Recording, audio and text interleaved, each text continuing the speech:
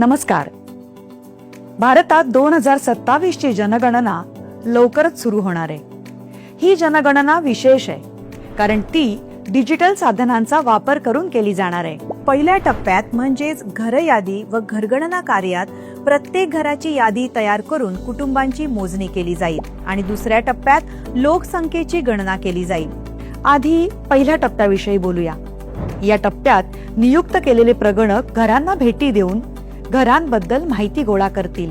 परंतु ही प्रक्रिया स्वगणना पोर्टलद्वारे देखील पूर्ण केली जाऊ शकते. कुटुंब प्रमुख किंवा त्यांच्या वतीने कुटुंबातील कोणताही सदस्य पोर्टलला भेट देऊन आपल्या घराचे आणि संबंधित उपलब्ध सोयी सुविधांविषयीचे तपशील भरू शकतो. कृपया नोंद घ्यावी. एक कुटुंब फक्त एकाच मोबाईल नंबरचा वापर करून लॉग इन करू शकते आणि ही नोंद कुटुंब प्रमुखाच्या वतीनेच केली गेली पाहिजे. एकदा मोबाईल नंबरची स्वगणनेसाठी नोंदणी झाल्यावर तो नंबर दुसऱ्या कुटुंबासाठी वापरता येणार नाही. कुटुंब प्रमुखाचं नाव बदलता येणार नाही. लोकांनी स्वगणना केल्यास गणना प्रक्रिया अधिक सोपी आणि जलद होईल. हा याचा मुख्य फायदा आहे. स्वगणना ही एक विशेष सुविधा आहे. ती त्या विशिष्ट राज्यात किंवा केंद्रशासित प्रदेशात घर यादी कार्य सुरू होण्याच्या 15 दिवस आधी उपलब्ध करून दिली जाईल.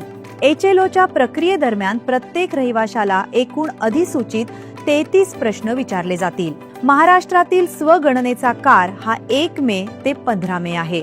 तसेच HLO प्रक्रियेचा काळ हा 16 मे ते 14 जून आहे. स्वगणना पोर्टलवर तपशील कसा भरावा? सर्वप्रथम SE पोर्टल उघडा. त्यानंतर आपलं राज्य किंवा केंद्रशासित प्रदेश निवडा आणि स्क्रीनवर दिसणारा कॅप्चा भरा. त्यानंतर स्वागत स्क्रीन आपल्याला पुढील टप्प्यांवर मार्गदर्शन करेल. कुटुंब प्रमुख, उदाहरणार्थ समजा इथे सुशीला देवी आपलं नाव आणि मोबाईल नंबर नोंदवतात. आता तुमची सोयीची भाषा निवडा. त्यानंतर OTP द्वारे पडताळणी केली जाते. ही संपूर्ण प्रक्रिया सुरक्षित आणि अतिशय सोपी आहे. जिल्हा आणि सर्वात जवळचं महत्वाचं ठिकाण निवडणं गरजेचं आहे. तुम्ही शोधलेलं महत्वाचं स्थान दर्शवणारा एक मार्कर नकाशावर दिसेल. आता तो मार्कर तुमच्या घराच्या जागेवर ओढा. त्यानंतर जतन करा आणि पुढे जा वर क्लिक करा. यानंतर HLO प्रश्नावलीचं पान उघडेल. बहुतेक प्रश्न पर्यायांवर आधारित असतील. नावं लिहिण्यासाठी एक ध्वनी उच्चारण आणि आभासी कीबोर्ड देखील असेल.